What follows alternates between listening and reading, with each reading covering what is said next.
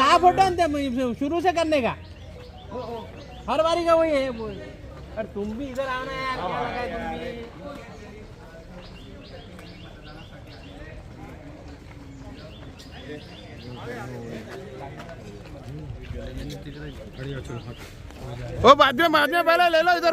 भी। जलील हे या ठिकाणी पतंग मतदानाला उडणार असं बिलालचं मत आहे।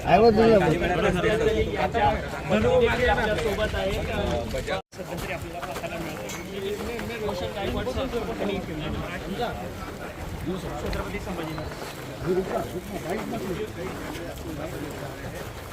परिवार के साथ यहाँ के सांसद हैं,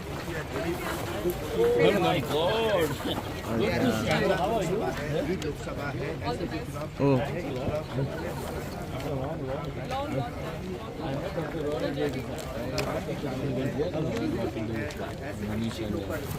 चलो चलो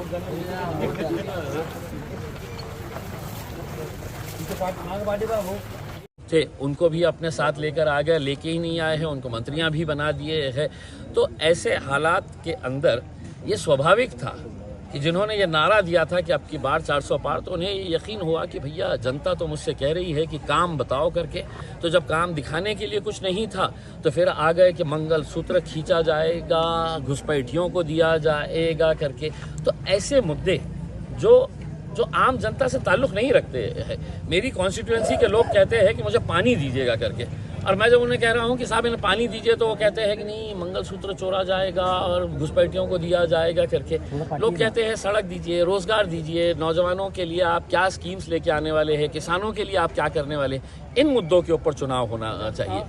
आपके सामने कैंडिडेट कौन, आपके सामने मुख्य कैंडिडेट कौन आपको लगता है कि जिस तरह से संदीपन बुमरे कैबिनेट मंत्री है, उन्हें मैदान में उतारा गया है, वो आपके सामने मुख्य प्रतिद्वंदी है या फिर सीनियर लीडर है, 4 बार चुनाव जीत? देखिए, चंद्रकांत खैरे साहब ट्राइड एंड टेस्टेड है। यहाँ की शहर की और ज़िले की जनता ने उन्हें कई साल तक उन्हें आजमाया है। अब वो दोबारा मैदान में आए हैं और ये कह रहे हैं कि मेरा आखिरी इलेक्शन है, मुझे दे दो करके। उसमें देखिए, आपका आखिरी इलेक्शन हो सकता है, लेकिन ये ज़िले के 5 साल का सवाल है। 5 साल के अंदर ये ज़िले ने कहाँ जाना चाहिए, ये डिस्ट्रिक्ट ने कहाँ जाना चाहिए। सिर्फ आपके ऊपर तरस खा के कि नहीं मेरा आखिरी इलेक्शन है करके कोई 5 साल है तो अपने ज़िले को पीछे नहीं छोड़ सकता है करके। दूसरे मंत्री जो है उन्होंने अपने एफिडेविट के अंदर बताया है कि उन्होंने इस शहर के अंदर, इस ज़िले के अंदर क्या क्या काम किए हैं। तो शराब की दुकानें खोले हैं उन्होंने, यही काम किया है। अब जनता को तय करने का है कि साहब वो किसके साथ जाना चाहती है। प्रधानमंत्री ने कहा है कि जब तक मेरी सांसें, जब तक मैं जिंदा हूं, तब तक मैं धर्म के नाम पर देश को बांटने नहीं दूंगा। साहब, शुरुआत आपने ही की है। अगर देखा जाए तो धर्म के नाम के ऊपर मुझे बड़ा अफसोस हुआ उस दिन जब मैं पार्लियामेंट के अंदर बैठा था और वहाँ पर नरेंद्र मोदी साहब पार्लियामेंट के अंदर खड़े रहकर ये कहे थे कि मैं ओबीसी हूं करके। तो मैं उन्हें खड़े रहकर ये बोलना चाह रहा था कि नहीं साहब, इस सदन के अंदर किसी की कोई जात नहीं होती है, न मेरी जात है न आपकी कोई जात है। आप ओबीसी बाहर है, मैं मुसलमान बाहर हूँ, कोई दलित बाहर है। उसमें हम जब पार्लियामेंट के उस लोकशाही के मंदिर के अंदर बैठते हैं तो हमारी कोई जात नहीं होती है। पहला प्रधानमंत्री है 75 सालों के अंदर जिसने on the floor of the house ये कहा कि मैं ओबीसी हूं करके उसमें। लेकिन वो अपने आप को कामदार कहते हैं, कांग्रेस को नामदार।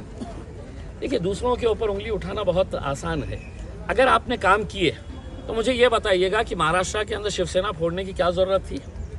मुझे ये बताइएगा कि राष्ट्रवादी कांग्रेस फोड़ने की क्या ज़रूरत थी आपको।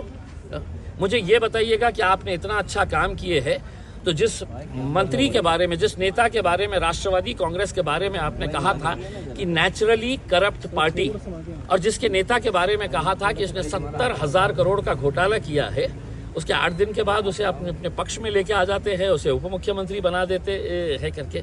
तो देखिए, आप जनता को इतना बेवकूफ़ मत समझिएगा। उसमें चुनाव में औरंगजेब फिर से जिंदा हो गया, इसका फायदा किसको पहुंचेगा?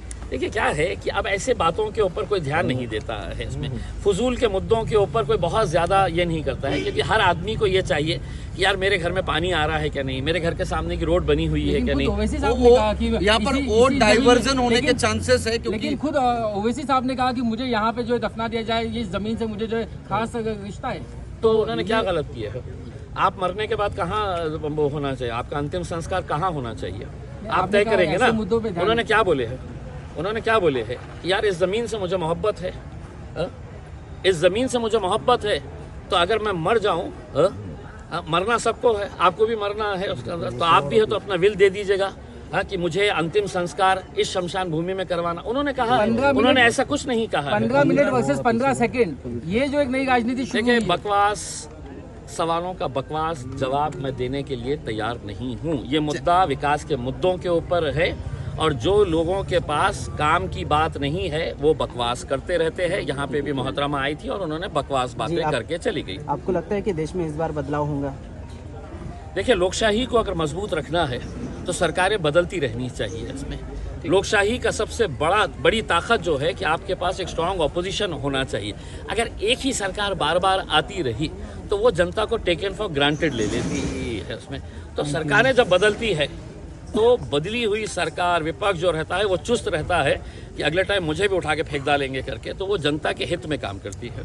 ठीक, थैंक यू सर।